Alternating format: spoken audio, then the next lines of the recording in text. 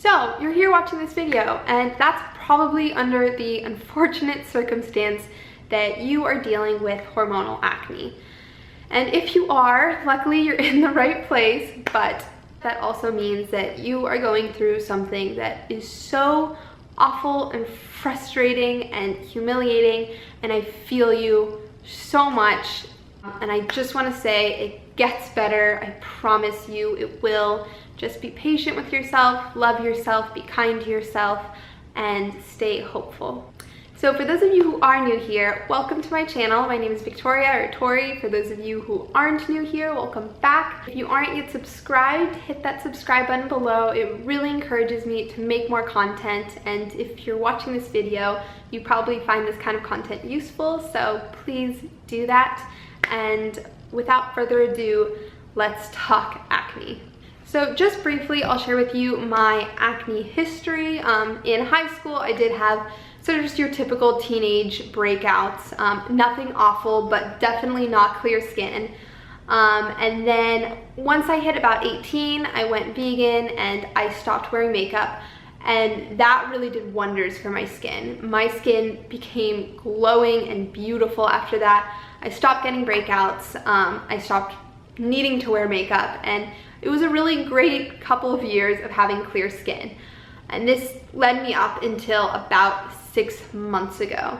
In about January or so of this year is when the first kind of cystic pimples started to pop up. And so that is when I knew that there was a problem starting to happen. Of course, I didn't think at that point that it would become as huge as it became, but I knew that something was wrong. And I'll share with you pictures kind of this progression.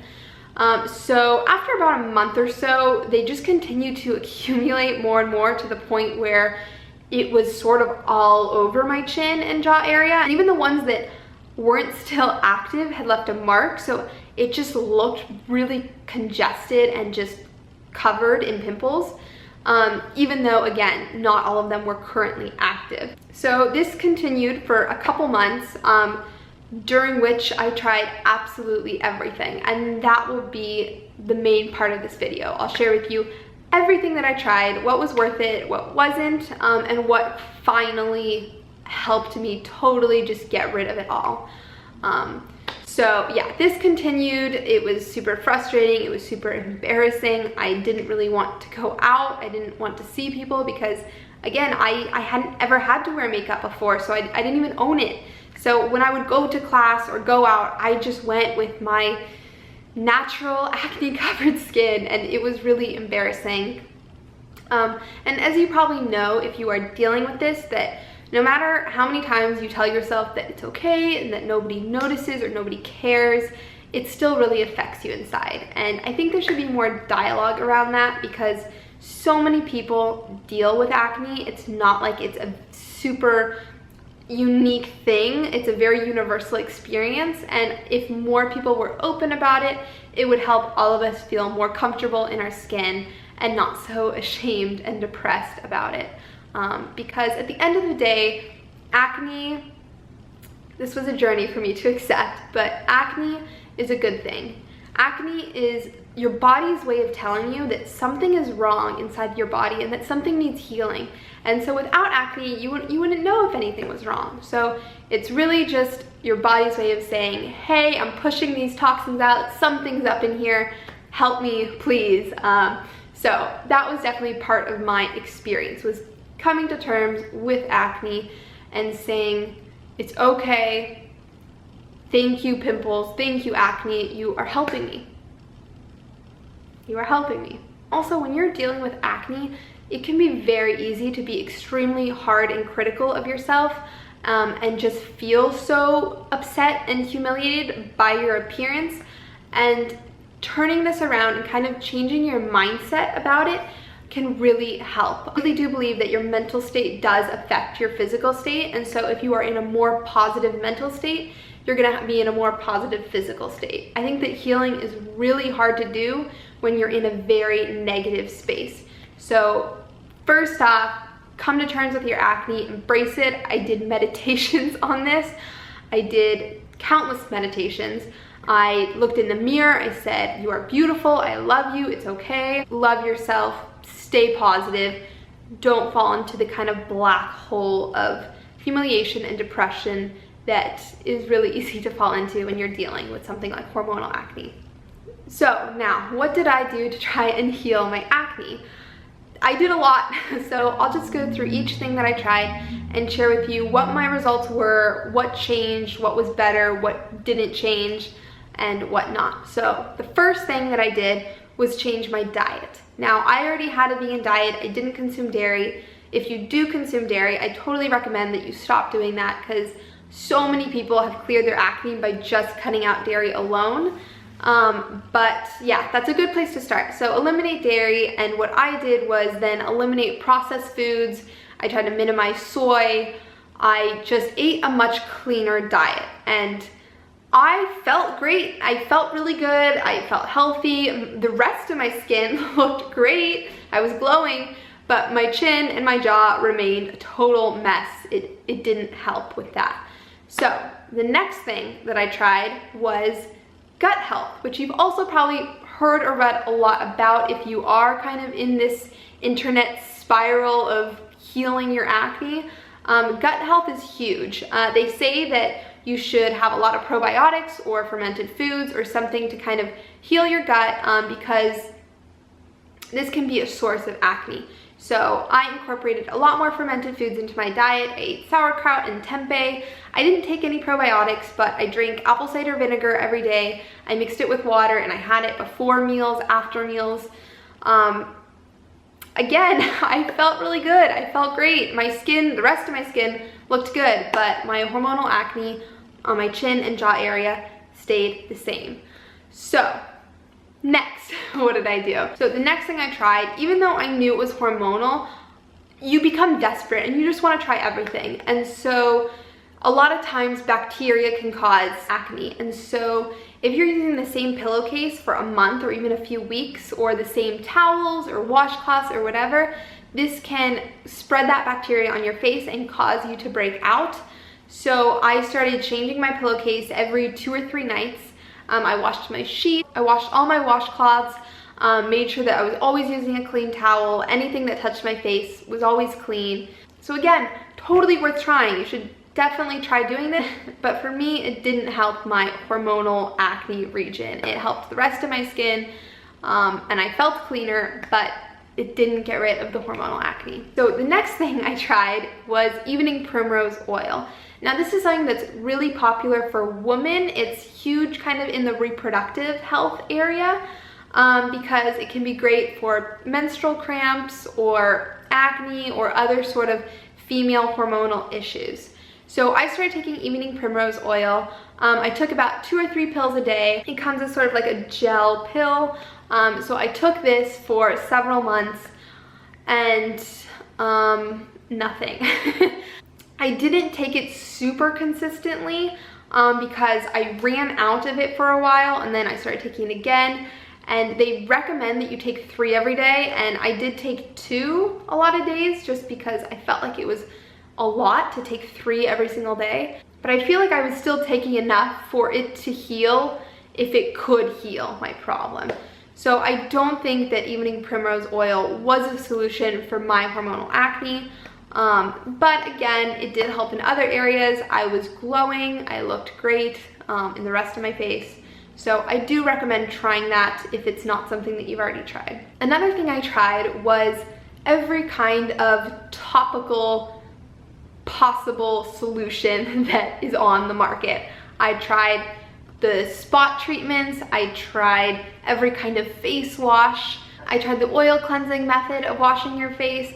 I tried everything, and again, some of those things worked really well for my skin and I looked great in every other area, but it didn't help my hormonal acne. Next are supplements.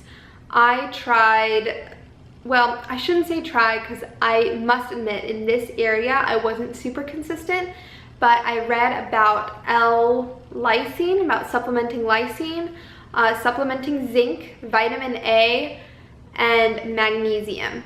So those 5 things I read a lot about. Their kind of healing potential for hormonal acne. I'd say I took lysine for like a week and didn't notice anything. I took magnesium for, again, about a week to 2 weeks, and I didn't really notice anything. Took vitamin A for a little bit, didn't notice anything. But again, I wasn't committed in this area. So if this isn't something that you've tried yet, I would definitely do research about it and try it yourself, because maybe that will help you. Maybe that is your problem, because it did help other people. That's why I tried it in the first place. So you can try those if you haven't already. So at this point, I was like, what the fuck is going on with my skin? Nothing is working. It's not my diet. It's not something that I'm putting on my skin. It's not something that I'm not putting on my skin. What is going on? And at this point, I started to really deeply consider larger scale things. And I think this is something that you should start out by doing in your acne journey. Really analyze your lifestyle, big picture, and see where there could be potential issues. And for me, this was stress. Now, this semester at Berkeley was particularly stressful for me. If you know anyone who goes to Berkeley or you've heard anything about it, you probably know it's a pretty stressful school. And so first semester, I had a lighter class load. I was new transfer student, so I was still kind of getting used to everything. So for that reason, I took an easier load. But my second semester, I took on a lot more. And so ultimately my stress went up a lot. And this semester too, I became more vulnerable to stress that was around me. My roommates were really stressed out. Everyone in my house was really stressed out. Everyone in my classes was really stressed out. And this sort of just kind of overwhelmed me. And so at this point, I started to realize, oh my God, it could actually be stress. Stress could actually be affecting me in ways that I didn't think it was. And so I really started to think of ways that I could reduce the amount of stress that I was under. I tried to meditate more. I tried to do more yoga. I tried running and working out more. That was also something that I tried for acne. I tried to sweat every day because I read that sweating sort of releases toxins and it kind of pushes all the bacteria and dirt out. And so I did try that, and again, felt good, didn't heal my acne. But I also tried this as a method to relax more and de-stress myself. And all of these things were good and I recommend them, but they didn't help remove the stress that I was so deeply under.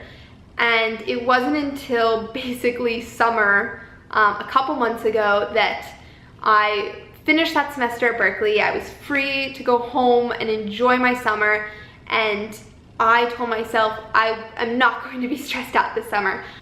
In the past, I always worked over the summer to really save up more money, and it was something that I wanted to do this summer, but I told myself, let's really try to eliminate all possible forms of stress. So I didn't work, I didn't get an internship, I didn't commit myself to anything, and I went home and just tried to relax. And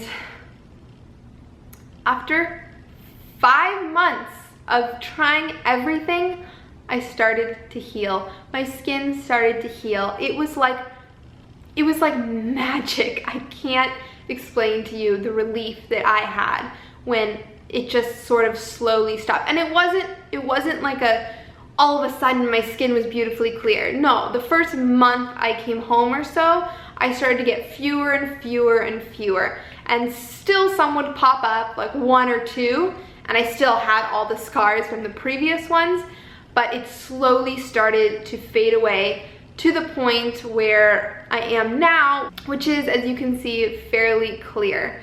I'll come up closer to the camera so you can sort of see the state of my skin.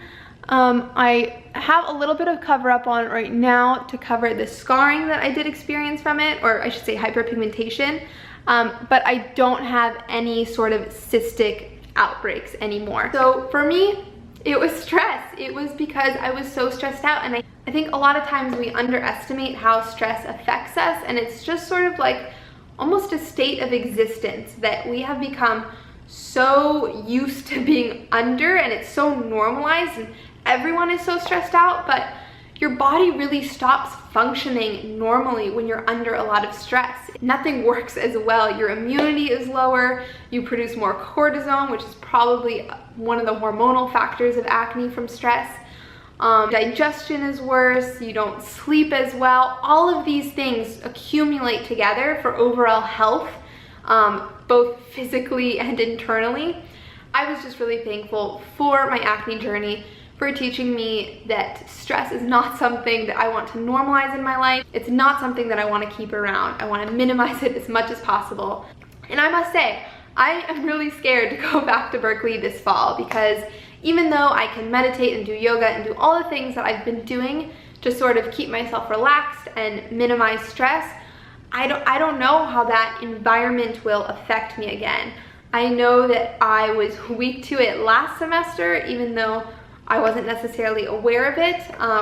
So all I can do is hope that I can bring these skills with me to stay relaxed and just really put things into perspective to keep my mental state healthy while I'm there.